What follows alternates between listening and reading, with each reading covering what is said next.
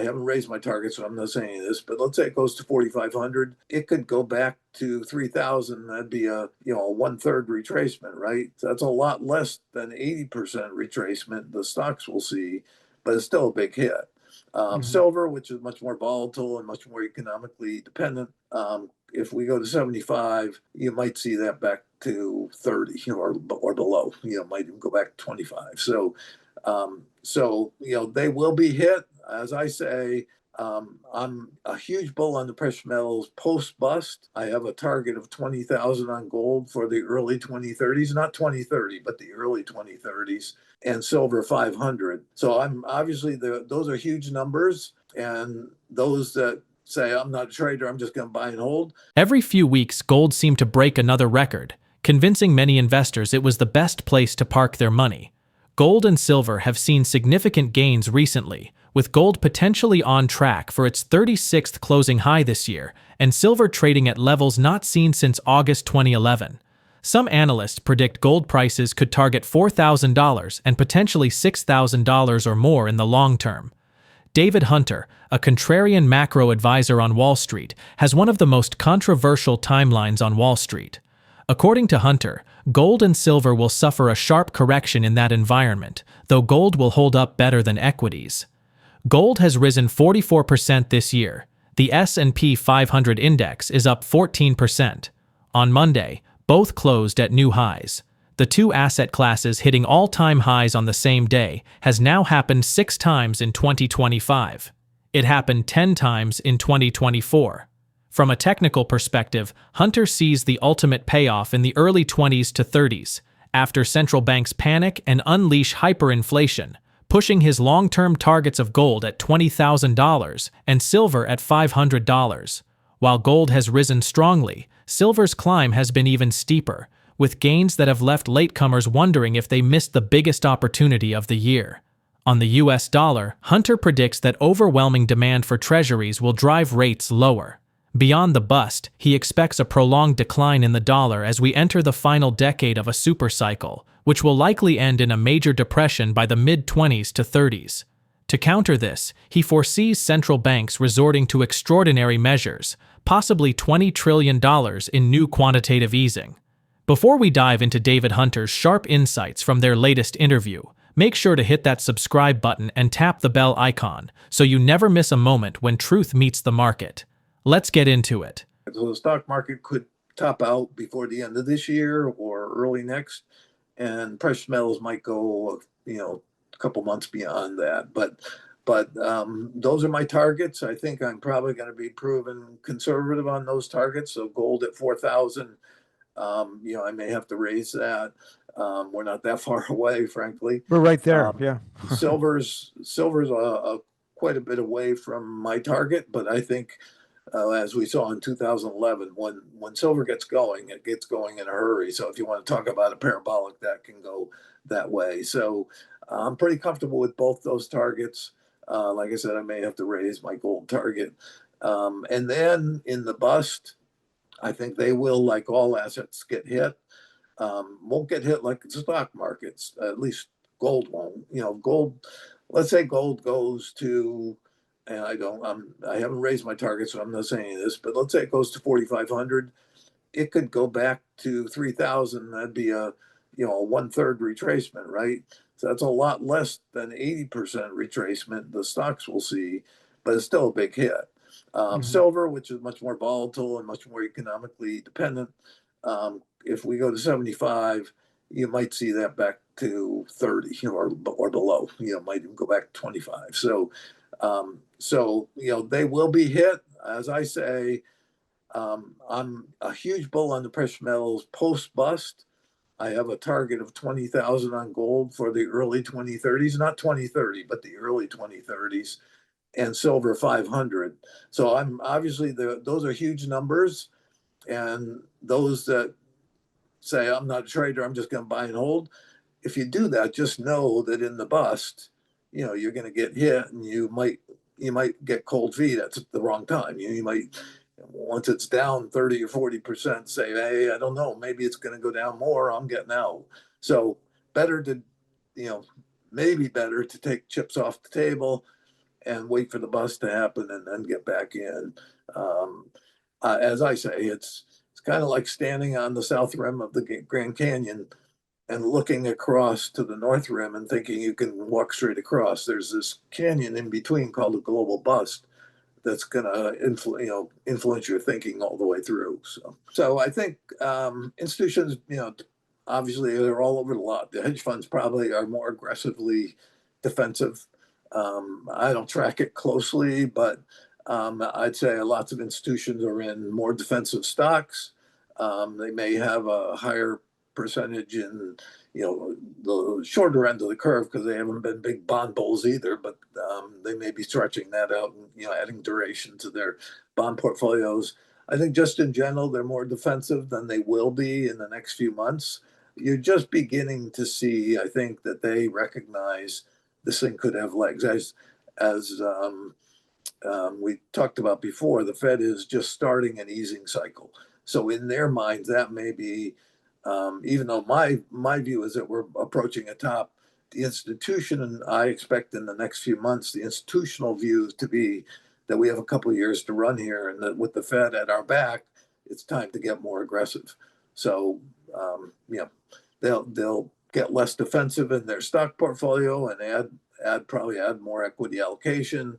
All institutions do it differently, so I can't really say. The dollar, my current dollar view, and it's been my view for a few years, is that we in this decline in the dollar from 115, back in 22, I have been saying we could get down to 82.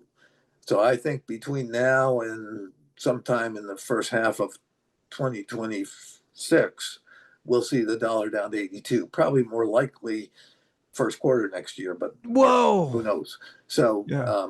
meaning between now and the end of the first quarter. Yeah. So that's a big drop from That's a here. big drop. I I think don't mean to interrupt you. the next step, because we've been consolidating around the mid 90s here for a little while. I think Right. it's pretty soon we're going to see it roll out of that, and the next step is 90ish, and then we'll have another leg down to 82. I think probably next year, and then in the bust, at some point in the bust, and not early on in the bust, the dollar can get hit. Later on in the bust, I think you'll see a flight to safety, as we always do, into the dollar. So I think you could go all the way from 82 back up to 120. And again, if we're talking about an 80% decline in the stock market here, imagine what the story is around the world. And if Japan blows up, if China blows up, if Canada has real problems, if Europe has real problems, there's not going to be very many places where foreign investors can go. They'll be coming into our treasury market in a big way. And that's the funny thing, is the narrative out there has been all about what do we do to replace the foreign investor. I go, that's not my worry at all. We don't need stable coins. We don't need anything else. At least in the next year to 18 months, there's going to be plenty of demand from both the Fed and foreign investors, along with domestic investors, institutions. There won't be enough treasuries to satisfy all the demand. So that's why you get a big drop in rates. But so anyway, I think the dollar can have one last run to 120, and then post bust, I think we begin a long decline, and part of the long decline is I believe we're yes, we're in the end of a 43-year secular bull market in stocks. I think we're also in the last decade of a super cycle, big macro cycle. And I define a super cycle as the big cycle between two depressions, the 1930s being the last depression. I think the 2030s, probably mid 2030s and beyond, being the next depression. So we're in the last decade of a super cycle, and everything goes crazy. That's why we've seen what we've seen in this last 5 years, and really the last 15 or 20 years. But and it just gets more extreme. What it's going to take to pull us out of that bust, in my opinion, is probably going to be something on the order of 20 trillion in new QE. That's just the Fed, proportionally similar around the central banks around the world. Regarding the markets, DavidHunter emphasizes institutions have remained skeptical since the 2022 bottom, while retail investors turned bullish earlier. He predicts that the S&P could still rise 30% or more, possibly topping out before the end of the year or early next year. Traders on Wall Street are not bothered by the fact that inflation is above the target or that growth is slowing. Share prices are testing new record levels on an almost daily basis. Jerome Powell, the man Trump wants to be rid of, says stocks are fairly highly valued, which is an understatement if ever there was one. By historical standards, stocks are extremely highly valued. There is trouble, perhaps big trouble ahead. Furthermore, Hunter mentions bond yields will trend lower, with the 10-year potentially falling to 0% in the coming global bust. Hunter warns that this bust will be larger than the 2008 one, bringing banking failures, deflation, and severe market turmoil. He highlights Europe, Canada, and Japan as especially vulnerable, with Japan a key wildcard. Let's get back to the interview. You've had the institutions from certainly from October of 2022 all the way up from the bottom at 3,500 on the S&P. The institutions have looked at this very skeptically and said, we're not, the first they thought it might go a few hundred points. And then, when we got up to the old highs at 4,800, they said, okay, maybe we go a little higher, but they were looking at it as a bear market rally until then. Then they said, yeah, okay, I accept we're in a bull market, but they didn't think it'd go a lot higher. And then they kept raising targets. And, now you're starting to see a sprinkling of them, say 7,000, but most of that is out a year. I mean, so most of them are kind of concentrated in that mid 6,000s range, 6,500, 600, 700. And that's a far cry from where they were just a few months ago.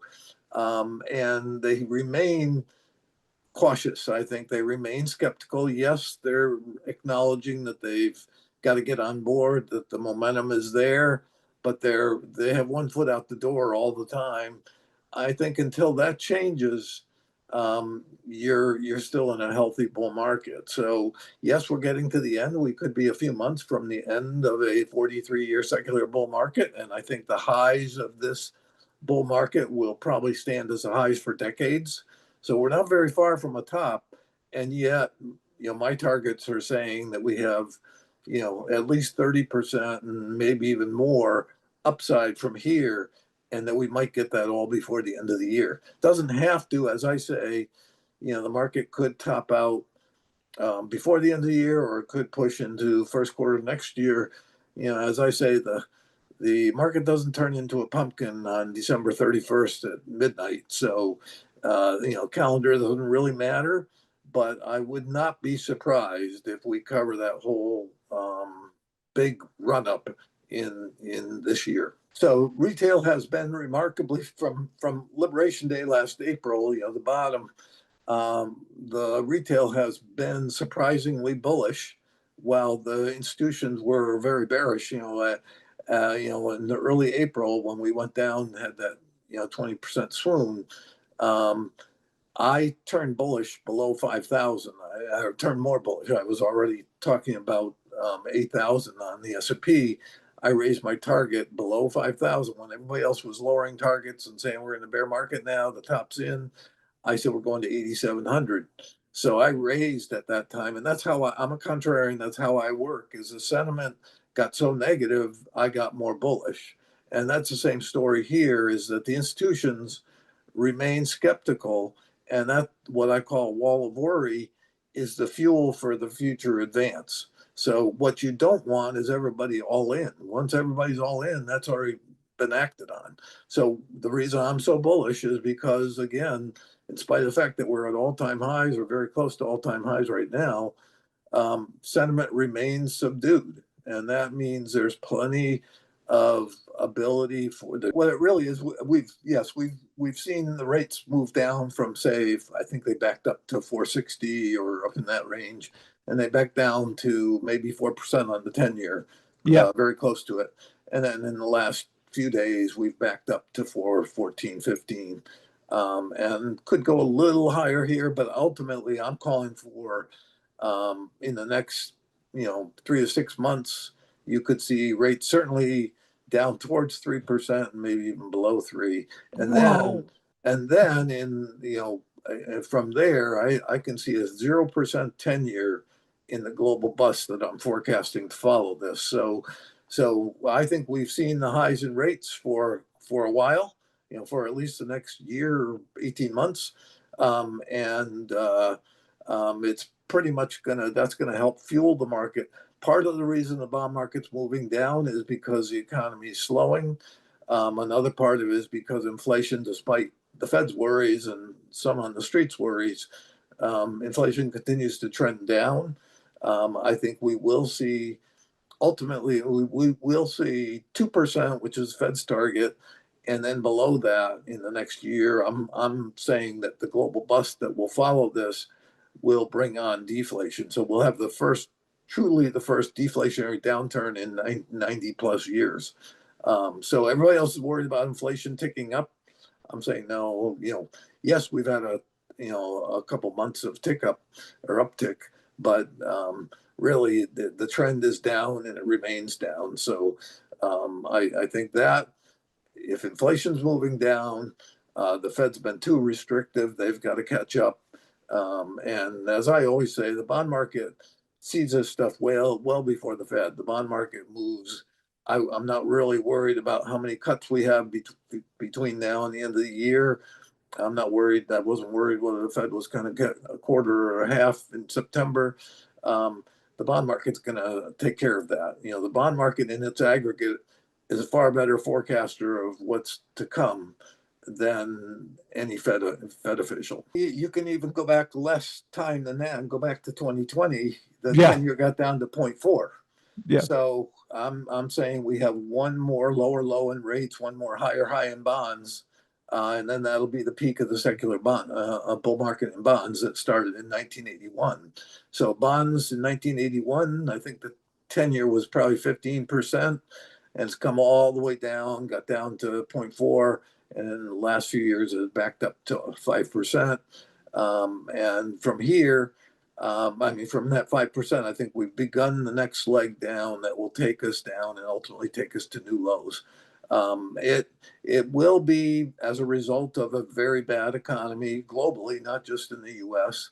I am calling for a bust, which I define as something bigger than the Great Recession, but not drawn out like a depression. So it will come with a financial crisis that I think will be bigger than 2008-9, again, globally. So some of that damage, banking failures and bank failures around the world, et cetera. I would guess from a banking industry standpoint, the banks overseas are in more trouble this time, whereas we were the lead in 2008. So Europe's not in good shape. Obviously, the Asian banks aren't in good shape. We don't know what's going to go on in Japan. But my take is, as a longtime monetarist, you can't keep doing what Japan did without, at some point, inflation breaking out and interest rates breaking out.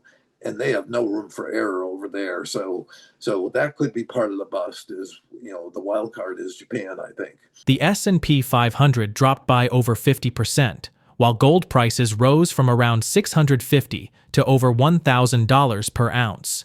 Silver, though more volatile, also saw significant price increases. In a scenario with persistent inflation, geopolitical risks, and continued central bank buying, some forecasts indicate gold could reach $5,000 per ounce by 2026 or 2027.